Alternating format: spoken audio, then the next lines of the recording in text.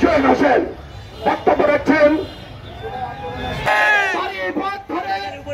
আগামী 19 তারিখে ঢাকার একটি সুষ্ঠু নির্বাচনের ব্যবস্থা করতে হবে, ঠিক কিনা বলে? আজকে জয়পুরহাট শহর সদর উপজেলার উদ্যোগে বিক্ষোভ মিছিল শেষ বক্তব্য রাখার জন্য এদেশের রক্ষক তারা এদেশের আইন শৃঙ্খলা বাহিনীর উপর হামলা করে তারা এটা রাস্তাটা ছেড়ে দেন, রাস্তাটা ছেড়ে দেন, গাড়ি যাওয়া শুরু করে দেন।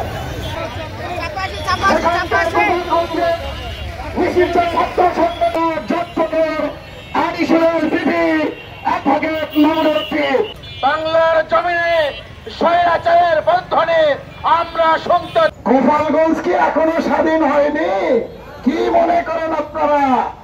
আমাদেরকে আপনারা ভয় দেখাবেন না।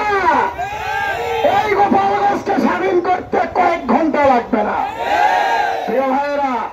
এই জন্যই আমরা ঐক্যবদ্ধ থাকবো। হাজারো ছাত্র জনতা রক্ত দিয়েছে, এই ছাত্ররা যারা ময়দানে যুদ্ধ করেছে, সেই যুদ্ধের উপরে হামলা করেছেন। আপনাদের নিস্তার নেই, প্রিয় ভাইয়েরা। এই জন্যই জামাত ইসলামী বারবার বলে আসছে, জামাত ইসলামী বাংলাদেশে একটা কল্যাণ রাষ্ট্র কায়েম করতে চায়। বাংলাদেশকে সন্ত্রাস মুক্ত, দুর্নীতি মুক্ত, চাঁদাবাজ মুক্ত একটা দেশ করতে চায়। নিষিদ্ধ সন্ত্রাসী ছাত্রলীগ যুবলীগ কর্তৃক গতকালকে এনসিপির জুলাই যোদ্ধাদের সমাবেশে অতর্কিত হামলা চালিয়ে তাদের নিরপেক্ষ একটি সমাবেশকে পণ্ডল করে দিয়েছেন।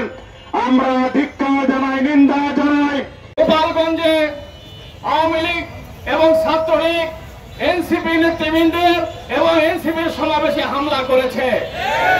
সারা বাংলাদেশ থেকে আওয়ামী লীগের সব নেতারা পালিয়ে গেল, তারপরেও গোপালগঞ্জে কিভাবে হামলা হয়? নিঃসন্দেহে সেই গোপালগঞ্জে কেউ না কেউ মদত দিচ্ছেন। এই কর্মসূচিকে বাধা দিয়ে তারা বাংলাদেশে আবার স্বৈরাচারের পদক্ষেপ চায়।